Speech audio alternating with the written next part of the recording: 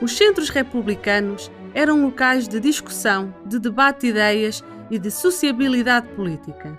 Numa sociedade em que grande parte dos homens estava afastado dos círculos políticos, os centros republicanos, recriando a ficção parlamentar, constituíam um espaço de aprendizagem política. Os fundadores, ao escolherem o nome de um republicano para a designação da sua organização, indicavam a influência de um determinado líder e a orientação do centro no espectro republicano.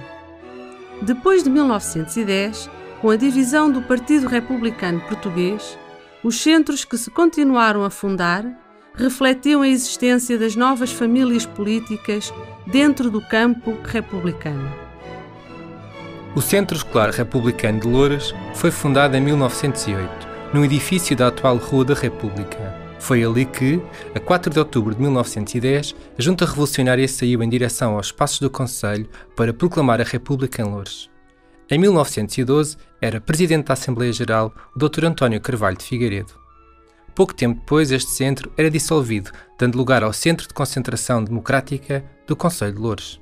O Centro Escolar e Eleitoral Republicano de Sacavém foi fundado em 1883, sob a designação de Associação Escolar 24 de agosto de 1820.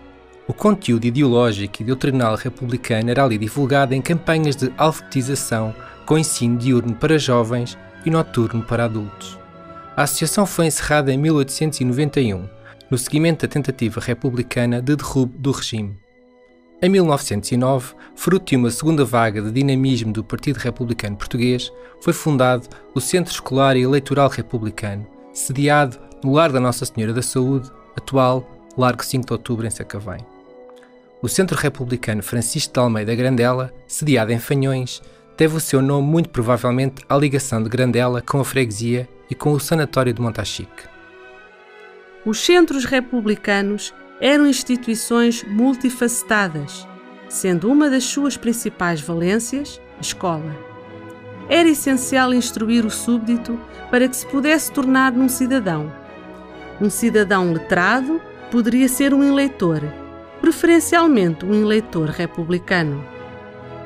Os cafés, assim como as tabernas e tascas, as barbearias ou as farmácias eram, também, importantes espaços de sociabilidade política. Os republicanos souberam utilizar a imprensa como espaço de discussão e de propaganda política, dando primazia à imagem que, ao longo do século XX, se tornaria central no processo de comunicação. As primeiras páginas foram alterando a sua formatação, deixando de ser apenas um texto para começarem a ter imagens. Surgiram as manchetes. Estas modificações conferiam maior legibilidade às primeiras páginas, permitindo a sua leitura a quem tivesse mais dificuldade em ler uma página preenchida de texto.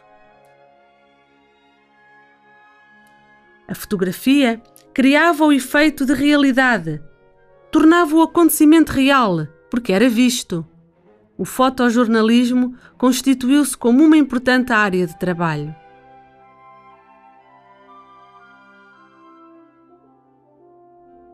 A utilização da imagem servia a propósitos políticos. Os políticos republicanos queriam ser conhecidos e pretendiam chegar a um público mais vasto. Para além da sua presença e dos seus discursos, precisavam de ser vistos. A caricatura, por seu lado, simplificava a mensagem. Numa primeira página do jornal, permitia que, apenas num olhar, se fizesse uma leitura política da realidade. Além das publicações periódicas, o mundo da escrita contava com outras obras essenciais, das quais se destacavam os almanaques republicanos. O Almanaque do Conselho de Loures, na edição de 1912, inclui um conjunto de informações úteis, históricas e notas sobre a atividade política das principais figuras da República, bem como sobre os republicanos locais. Outra forma simples e acessível de divulgar a mensagem republicana foi a cartilha. Eram manuais políticos rudimentares, com argumentação simples e direta. Os textos tinham por base o diálogo, em que um dos interlocutores, mais instruído, ia explicando ao outro as principais questões políticas, com recurso a uma linguagem acessível. Os comícios eram uma forma moderna e inovadora de comunicação política com o povo. O comício permitia avaliar as qualidades e os méritos dos candidatos. Os republicanos organizavam frequentemente ciclos de comícios, onde diferentes oradores tratavam o mesmo tema em várias localidades do país e estavam, muitas vezes, associados a outros eventos de socialização política ou filantropia republicana, como os bodos aos pobres.